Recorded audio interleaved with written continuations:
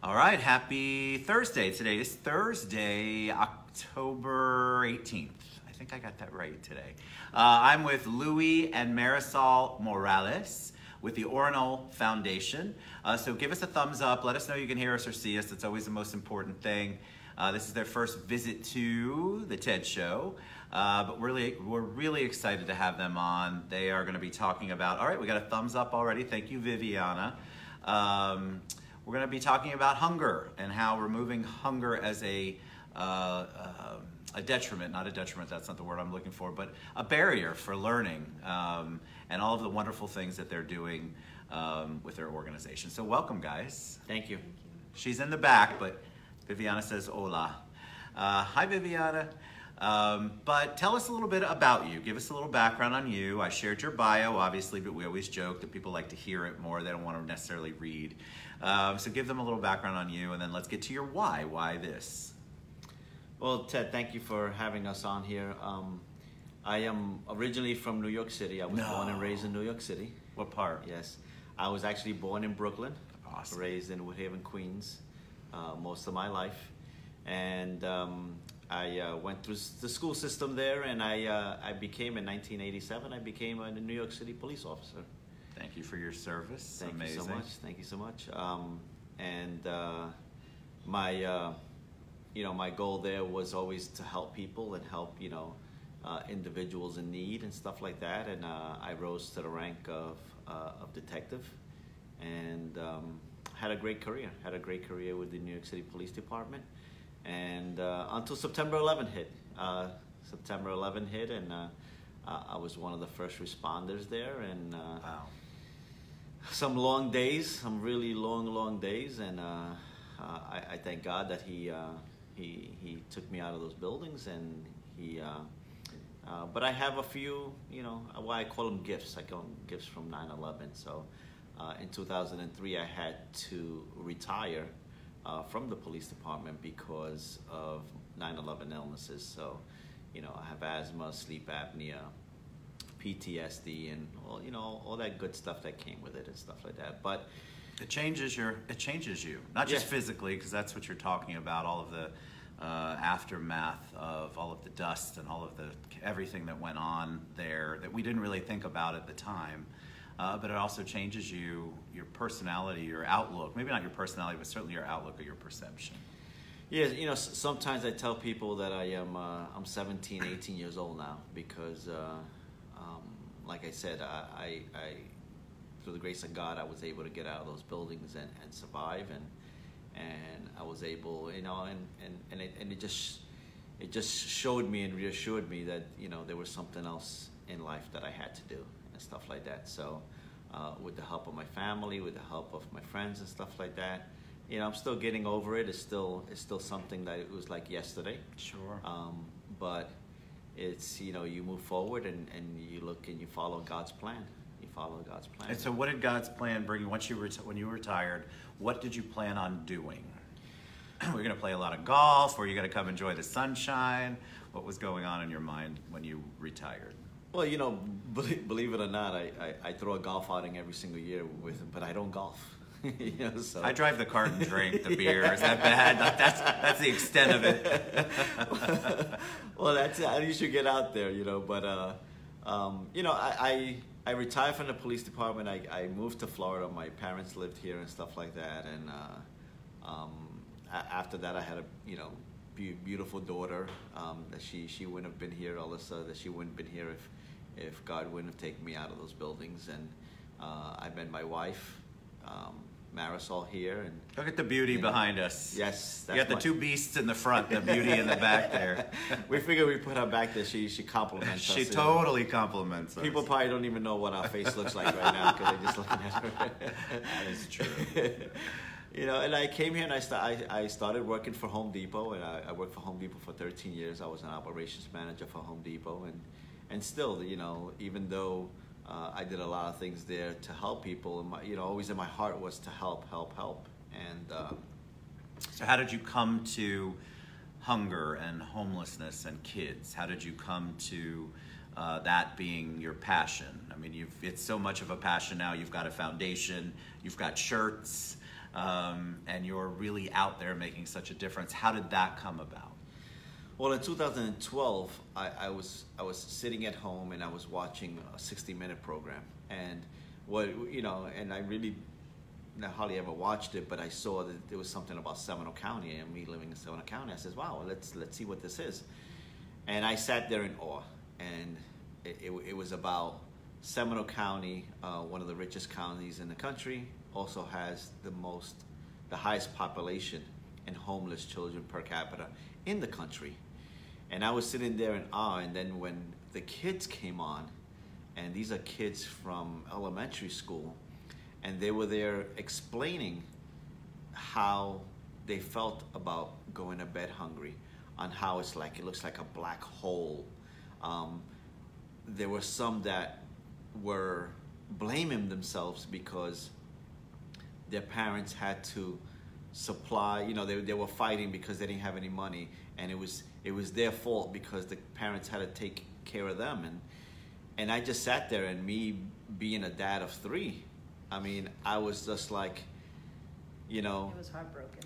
It ripped, I remember that report, it ripped your heart out, and it ripped the Band-Aid off something that they were just, not just Seminole County, but in general, that we were just plugging holes and not really addressing. But when that 60 Minutes report came out, you just couldn't believe it, because nobody believed that Seminole County would have that issue, let alone that the issue went as deep as it did or does. Yeah, I mean, I sat there and I was like, how can this be happening? How is this possible?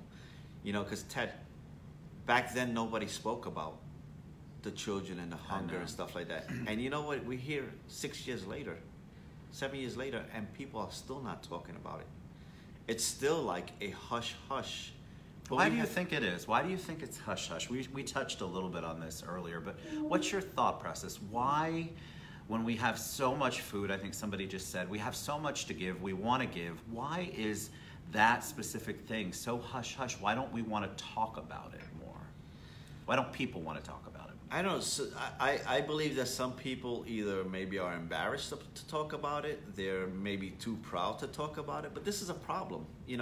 As adults, myself or yourself as an adult, if you're hungry or you don't have anything to eat, there are ways that even standing out in a corner and asking for money, what options does a child have? Right. And at that point I felt, we have to be their option. I have to be their option. We have to get these children help. I mean, I know myself, when I'm hungry, and my wife can attest to this, when I'm hungry, I'm not a nice person. But you get hangry? I get hangry. I'm with you, my friend. I get hangry too. Yeah, but so imagine, so now we're telling this child, you're hungry, but now you got to go to school and you got to behave. Right. You got to go to school and you have to learn. You have to open up your mind. You have to get good test scores. But what are we doing? What are we doing? How can somebody concentrate? Let alone a child, how can they concentrate when they're hungry? It's heartbroken. Yep. Well, yeah. I mean, think about it. We can't function as adults in a job if you're starving. You can't go about your regular life. And now you're talking about a child, young children, who are being put through the ringer that we all went through as kids. There's so much else that they're dealing with. And then to deal with all of that and learn or try to learn when you are starving, literally starving. You haven't had food and you don't know where your next meal's coming from. It is heartbreaking. It's terrible. Absolutely terrible. It's terrible. And, and then to hear these kids blame themselves. So, their anxiety is going up. They're depressed. And God forbid, I mean, I don't even want to talk about that, but some kids look for the way out. Sure. And and it's totally horrible. Yep. It's totally horrible. All right, so how, though, like a lot of us saw that 60 Minutes show, how did you, but not everybody acts. So you obviously, it touched your heart enough to go, all right, I have to figure out how to do something. What was the next step? Did you talk to Marisol, and Marisol's like, oh my gosh. Crying. Oh, you were crying, of course. I was crying hysterical because it's so sad to know that this is actually happening in our backyard, that, we're also in Seminole County, to hear that all these stories about these kids. And me being from, I'm from New York, and I went through being hungry in school and stuff. And it's not a good feeling. I couldn't concentrate. Sure. I couldn't do anything. So, I mean, all I kept doing was holding my stomach because all you heard was like, brrr, Yep. like all these noises and stuff. But, I mean, I survived, yeah, but for these kids, they don't have that option. No, and they're kids. I feel like even though I know we all went through crazy stuff as kids. Most of us did. The regular kid problems. I feel like there's so many more things thrown at the kids now. In addition, I mean, the bullying's out of control. Gangs. I mean, even at young age, there's so much that they're dealing with. So add school to it, testing, problem at home, money problems that they're all having to take on, and they're doing it with no food. They're not. And they can't. They're too embarrassed to come and add something else to their problem. Correct. And say, hey, I need food. All right, so what was the first step? How did you come up with the name, the Oranole Foundation? Well, the right after seeing this program on Sunday, we go to Journey Christian Church here in Apopka, and I always say the church starts with a concert, and I love the worship and the music and stuff like that. And when we got in there and we stood up when they started, the worship music, and I was like, hey, this is how we can raise some money. Let's do a concert, because they're just amazing, at what they do. So let's do a concert. And I brought it up. I brought it up to Pastor John, the lead pastor, and he was, I think even before I finished saying what I was saying, he's like, let's do it. Let's move. And again, Journey Christian Church has been such a great supporter of Oranole. And actually, Pastor John named us Oranole. So the name came from the ORA in the beginning is for Orange County, and the ending is for Seminole. And that's also the street on the side of Journey Christian Church is Oranole Way. So he named us, and You work in both counties. We work in both counties. So talk about what that is on a daily basis for you. So you come up, you've got the idea, you have a mission, you have something put on your heart to do something more than just watch it and be sad about it, which is amazing. And then what do you do? What actually does the Oranole Foundation do, and how does it impact the kids? How do you get the food to the kids? So we have a great we started looking for the best format for how to get a pantry into the schools, because we wanted to go direct to these children. We found the Christian Service Center has the Love Pantry model, and by far the best model, the easiest way. Robert Stewart, who's the executive director there, has been great help from the beginning. He's an awesome man. Yes, he is. I mean, there isn't anything that we have brought up to him that if he can't do it, he'll find a way to do it. He'll figure it out. There's never a no. It's just let's figure it out. Let's get it done. So he has been a fantastic partner to us. So what we do is it's a 36-inch cabinet by 72-inch high cabinet that goes into a school. There's a little over 300 items that's actually packed in there. We know exactly what goes in there, how it goes in there, and it's simple. It's not a hard thing. So on Wednesday, Thursdays, the school identifies the children that need the food. Wednesday, Thursday, the bags are packed. If they have 10, some have 50, some have 100 kids. They pack the bags. And on Friday, they give the bags out. By Monday, they're sending the Christian Service Center. They're sending us what they gave out. What we asked for is how many kids are we feeding? How many family members? Because we try to feed. Even though there's one sibling, one child there, we don't feed the child. Sure. We feed for a family of 4. So we want to make sure that sometimes there's a mom and dad, another sibling, maybe a grandpa that's there. So we want to make sure there's enough food for the whole family. And they take it home on the weekends, because most of those kids that have been identified, they get food provided at the school if they're on the program. Yeah, if they're on the program, they get lunch, breakfast and lunch in school. But when they go home, there's no dinner. There's nothing on the weekends. And another thing we try to do is the long breaks. So what do they do during Christmas break. What do they do during spring break where there's no lunch or breakfast Right. at home? Right. And Ted, one of the things that a lot of people have asked me, especially in the beginning, and I think some already know what my answer is. They always ask, why are we feeding these kids? What are the parents doing? And here's my answer. I really don't care what the parents are doing. Seriously, I really don't I care. know, I bet you do get that, because I think that people also have that same thing when kids need school supplies, or there's some kind of drive going on and people are like, well, make the parents kick in. All right, so you're going to be mad at the parents, do what you got to do, but don't make the child suffer. They have no way to do any of that, to get the food themselves. What are they going to do, go get a job? I mean, I hate that kind of rhetoric and that kind of quote-unquote logic, because it just doesn't apply when you're talking about a child in need. Absolutely. And I tell them, I don't care what the parents are doing or what they're not doing. That is not what was placed in my heart. What was placed in my heart is that we're feeding the child. Right. The parents, if they're not doing the right thing, they'll have to answer one day or another. They have to answer to the big guy upstairs. Yep. That's not what we're here for. I'm not here to judge their parents or to hold them accountable for anything. I'm here to feed those kids. Right. And we How have many to be schools that. are you in? How many schools are you in? We are up to 18 schools. We have 18 schools, 5 in Seminole County and 13 in Orange County. Are they all elementary? No, there's some elementary, some middle, and I have a few high schools. And so what is the goal for you to expand that so every school has a pantry, every school has the program? I wish I can put a pantry in every single school. Sure. And what does that take? It takes a lot, right? So you guys are obviously operating. You've got how old is the foundation? The foundation is 6 years old. Okay, so this is relatively new, and you're tackling a giant problem that we have across the country. It's not just, I'm not isolating Seminole County or Orange County, but it's across the country we have this issue that kids are dealing with.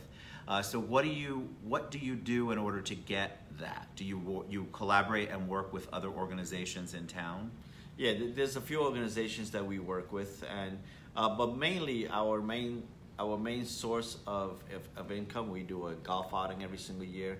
We're looking to do more fundraisers, and then we're not federally funded. We don't have any big corporations behind us, and if you own a big corporation, let's let's talk. But mostly it's just good-hearted people out there that keep us afloat and help us out. And we have organizations that help us out a little bit, like the Orlando Magic and stuff like that. Like I said, Journey Christian Church always supports us, and the people from Journey Christian Church. So we're looking, in order for us, it takes anywhere between $2,000 to $2,500 per school to feed them for the whole entire year. Ted, if you look at that, that's pennies on the dollar, pennies.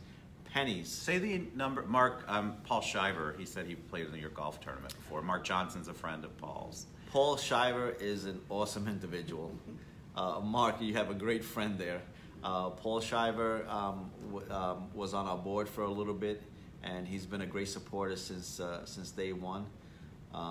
Everybody loves coming out to our golf outing, and I think we do, not because it's mine, but I think we do a pretty good job. I'm sure you do a great one, yeah. Even though you don't play. Even though I don't play. All right, so talk about the $2,500 again. Recap that. So $2,000 to anywhere between $2,000 to $2,500, depending on the school, is what it costs us. And if you per school per year. Per year. So wow, with the buying power that the Christian Service Center has with Second Harvest, I mean, it's unbelievable. I know there's people out there that do food drives for us. We love it. We use those food drives to supplement for the long breaks and spring break and stuff like that. But basically, I mean, we can purchase food for a lot less money than even going to places like Aldi's or Costco and stuff like that. So what's the best way for somebody to support you? You'd love to have a big sponsor or two or 25. But what about the individual who's watching or watches the show later? What can they do to get involved and to help you? First of all, a prayer will help. That's great. You know, prayers are always answered, and you can't imagine the you know what prayers do. But financially, we need financial help. We need those individuals that, I mean, and I don't care if it's $1 or $5, $10, whatever you can, it'll add up. It'll help. And just to let everybody know, my whole staff is volunteers, 99%, because of course there's always some kind of cost with our website and stuff like that. But I'll tell you, 99% of everything that comes in goes straight to the schools. Wow. There's no salaries paid. There's no nothing. So the money would be great. Fundraisers would be great. Are you building up your board? Do you have like committees, fundraising committees? Can people want to? Steve Placey says, "Love Louie and his mission." Steve Placey's unbelievable. He's awesome. Yes. Are there ways for people to get involved with their time and help you with some of the money drives or the fundraisers? Absolutely. There's always, you know, if like we're saying, I'm looking to probably beef up my board. Not probably, I am looking to beef up my board. I'm looking for people that have that vision and have that heart to help. They can always reach me, you know, through my website or my phone number or anything like that.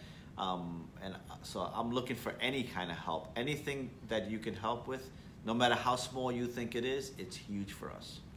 So what's the website? We're going to share all this, but it's always good for people to kind of, because that might prompt some questions. What's the website? How do they go?